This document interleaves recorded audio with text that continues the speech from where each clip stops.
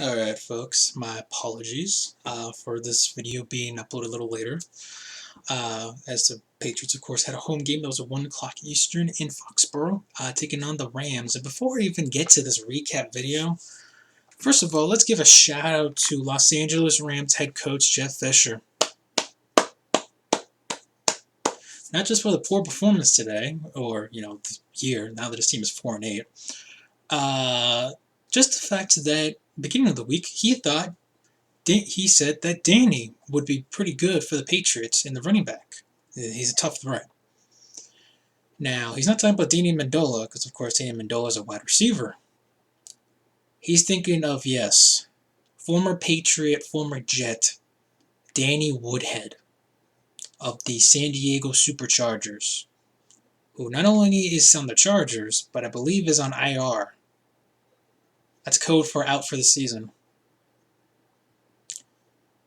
And remember, this guy just got a contract extension, which... whose nudes does this guy have? Seriously, it's just unbelievable how this guy still has a job in the NFL. One of the worst coaches in NFL history still keeps getting contract extensions. I mean, I heard there's a rumor that his agent or something like that is the father of somebody in the Rams president organization or something. I don't know, but anyways, moving on to this game. Patriots. Yeah, this wasn't difficult. First of all, congratulations to Tom Brady. 201 career victories for him, most all time, over Peyton Manning, over Brett Favre. And people say, well, Peyton Manning, he missed a full season with an injury. Yeah, so did Tom Brady. Shout out Matt Castle. Remember when the Patriots were what? I believe they were 11-5, 11-5 or 10-6. And they missed the playoffs, then they were 11-5. If you were this team won 11 games and they still missed the playoffs, remember that's when Brett Favre was a Jet.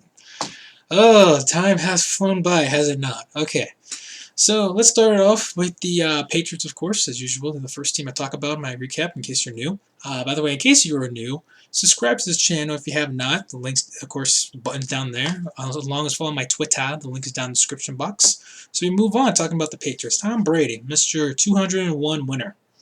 33 for 46, 269 yards. Only a touchdown, but no turnovers by him. So overall, not a bad game by Tom Brady. And the Rams, I mean, you probably think, whoa, the Rams suck. Shouldn't they score more points on them? Yeah, no. The Rams secondary has a lot to be desired. And that linebacking core, not that great. But they do, of course, have Aaron Donald, who to me is the best defensive tackle in the NFL. Screw you, Ndamukong Suh. I don't care what you say. Aaron Donald is a freaking beast. And is easily the best defensive player on their team, and arguably some people might even say the best defensive player in the NFL. But overall, their defense is the best part of their team, but that's not saying much, put it that way. LeGarrette Blount, 18 carries for 88 yards, including a touchdown. Good game from him. Even had a 43-yarder, which I believe was his one that he scored for a touchdown. So good game for him. Now, of course, a lot of people entering this game, of course, this is the first game since Rob Gronkowski got put on IR, injured reserve, out for the season. You know the stick. And a lot of people are freaking out about that. Oh, this is wide open for the Raiders and the Broncos and the Chiefs. Tells you how much they believe in both the AFC North and the AFC South. They got to mention 3 teams, all in the freaking AFC West. But, for me, the Patriots were fine without Gronk. They were 2-0, 3-1, 3-0 without Gronk. So they were 3-0 without Gronkowski. So yeah, it's gonna suck without Gronk, but this team can live. I mean, let's not forget this is the same team last year that had Gronk out for practically the whole entire season, the rest of the season, halfway through, and made the AFC Championship game. So it's not like this is impossible for the team to be successful without freaking Gronk. This team could win without Brady. I'm sure they can win without Gronk right now. Calm the frick down. So we move on to the receiving. Julian Edelman, good game out of him. 8 receptions, 101 yards. So if you had him in fantasy football, he had a decent game for you. Malcolm Mitchell, of course, another good game for him. 8 receptions, 82 yards. He's really shown up. So if you desperately need a wide receiver, and Malcolm Mitchell sitting there, especially now with Gronk out, I'd say go for it. All right, this guy is just Tom Brady's one of his new favorite weapons. All right, he was like, oh, we got a young wide receiver that can catch. A miracle. Freaking Aaron Dobson. Anyways, Campbell Tompkins, I'm looking at you.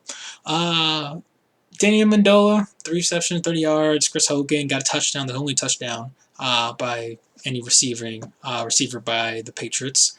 Martellus Bennett was a bit banged up, 2 receptions, 4 yards, but whatever. And guess what, guys? Steven Gostkowski made all of his kicks, all 4 of his field goals. I hope Robert Kraft and Bill Belichick took this son of a bitch to his freaking psychology lab ward, wherever. Seriously. And yeah, that's about it for the Patriots side. Overall, they played really good. They forced a couple turnovers. I'll get to that in a second. But overall, they played really well against a bad offensive team. So I'm not gonna like jump for joy going, yay! Even though technically they allowed more points against the 49ers, which makes absolutely no sense to me since, LOL, the Rams have a running back and the 49ers don't. But it's when people say, dude, Carlos Hyde. By the way, Todd Gurley, how about that sophomore slump? So we go on to Jared Goff. Yes, rookie Jared Goff. 14 for 32, 161 yards, a touchdown, 2 interceptions.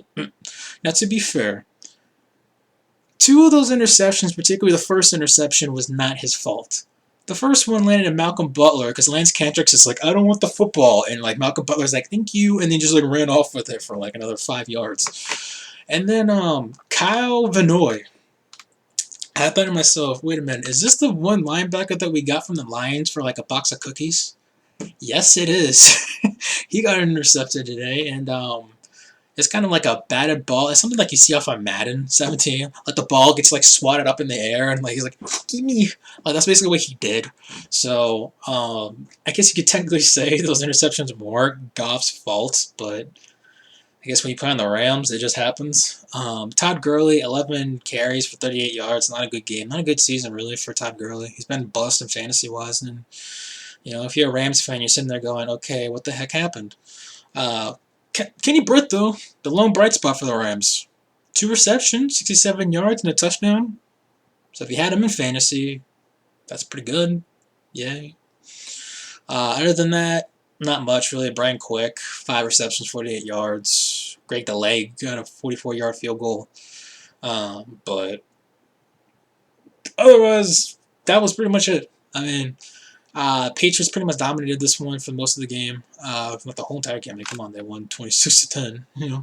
But Rams, I don't know who they're playing next week, but I do know the Patriots are playing. Gosh, I believe they're facing the Ravens next week at home, and that should be a W for the Patriots. It's at home against not so great Ravens team that, Joe Flacco throws the ball 500 times a game and is like breaking records for how many passing attempts in a season because they have no running game and not much in the passing game either, except for apparently Mike Wallace is chipping in every once in a while, helping him out. And that defense is kind of meh. But it's always an interesting game. No matter how bad the Ravens are or how bad the Patriots might look with all their injuries or something, it's always an interesting game between the Ravens and the Patriots. It's like, it seems like sometimes people forget that's kind of like a rivalry game in my honest opinion, just because how many times they've played each other, particularly in the playoffs, and how physical and how, tense it is. You know what I mean? So if Spidernet1, if you're watching this, which you most likely are, because it's an NFL-related video, you know what I'm talking about when I'm saying that this is probably going to be a really smash and dash game. You guys have a murderer statue. We had a murderer, but we don't have a statue of him right in front of our freaking stadium. But anyways, moving on. That's it for me, you guys. Again, I apologize for this video being a little too much. I wouldn't say too much, but kind of lacking depth, just because of the fact that simply, well, I don't know what else to say because Patriots pretty much dominated this game. And, I don't think they'll dominate like this next week. It'll be a little closer, but I think the Patriots will still, come out with the victory. So, Anyways, that's it for me. Hope you guys enjoyed this video. Comment down below. Subscribe again if you have not. Again, follow me on Twitter. It's for free. All that's for free, guys. Come on, I'm not like charging like $100 like some cheap people do. Believe it or not, I've seen people do that. They're like, oh, if you want to see more of my content, go to Patreon. Give me like $50 for saying your name in my video. Let's like stop begging. Anyways, that's it from me. Hope you guys enjoyed this video. I'm out. Peace. See you next week.